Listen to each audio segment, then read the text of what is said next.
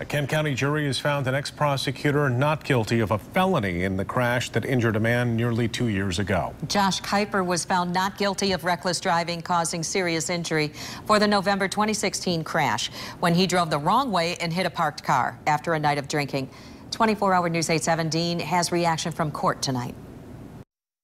Kuiper and his defense team don't dispute the fact that he caused the crash or that he was driving recklessly. The issue here was narrow. Did the victim in the crash suffer a serious injury?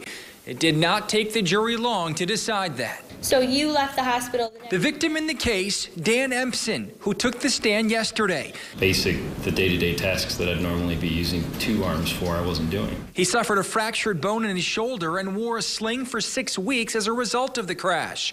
The prosecution here in closing arguments. Something as light as a gallon of milk and not being able to lift that for 10 to 12 weeks.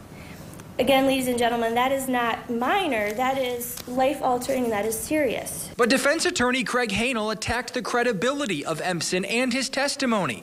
Empson had filed a civil suit against Kuiper that has since been settled. People tend to exaggerate injuries when they're trying to hit the jackpot. For the jury, the decision was clear. It took them less than an hour to get to this. What is your verdict as to reckless driving causing serious impairment of a body function? Not guilty.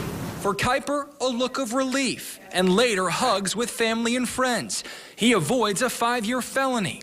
He declined to talk with us, but his attorney did. I mean, there was no doubt this was not a serious personal injury. This case was about politics, pure and simple. That injury was ridiculous that was ever brought. Because Kuiper admitted to reckless driving, the jury here never heard the circumstances surrounding the crash. He was never charged with any alcohol-related offenses because he was never given a breathalyzer at the scene.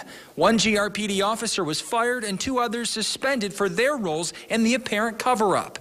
So in admitting to reckless driving, Kuiper was found guilty of that charge, but that's a much lesser charge, a 93-day misdemeanor. And Kuiper's defense attorney says he doesn't expect him to serve any time in jail for that, likely just fines, costs, and a suspended license. He'll be formally sentenced on that charge on December 19th. At the Kent County Courthouse, Evan Dean, 24-hour News 8.